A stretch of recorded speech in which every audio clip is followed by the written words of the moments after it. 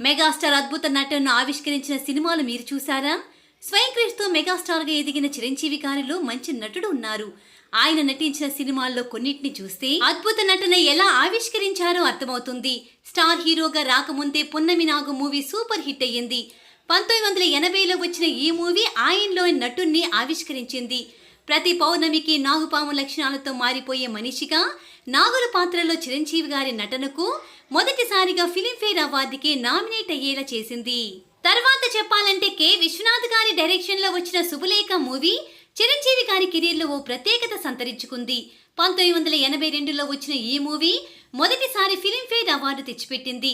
ఇక 1983లో వచ్చిన అభిలాష మూవీలో ఉరి శిక్షను రద్దు చేయించడానికి తప్పించే ఓ లాయర్ క్యారెక్టర్లో చిరు గారి నటన అద్భుతం. ఇక అదే ఏడాది వచ్చిన ఖైదీ మూవీ చిరు గారిని ఏకంగా స్టార్ హీరోగా నిలబెట్టింది. సెన్సేషనల్ హిట్ కొట్టింది. పగతో రగిలిపోయే సూర్యం పాత్రలో చిరు నటనకు ఆడియన్స్ ఫిదా అయ్యారు. 1985లో విడుదలైన విజేత మూవీ సూపర్ హిట్ అయ్యింది.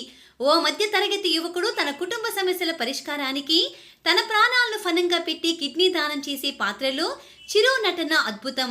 1986లో జంధ్యాల డైరెక్షన్లో వచ్చిన చంటంపై మూవీలో చిరు కామెడీ నటన అద్భుతమనే చెప్పాలి.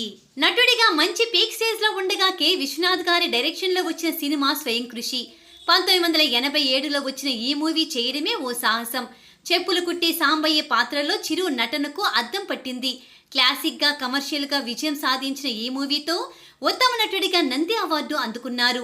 1988లో మెగాస్టార్ చేసిన మరో ప్రయోగం రుద్రవీణ.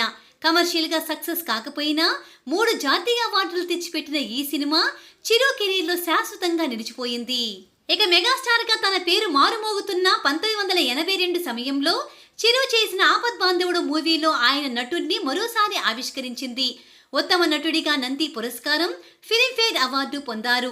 ఇక సినిమాల్లో రీ ఎంట్రీ తరువాత 2019లో చిరు చేసిన సైరా నరసింహారెడ్డి మూవీలో నటన అద్భుతం.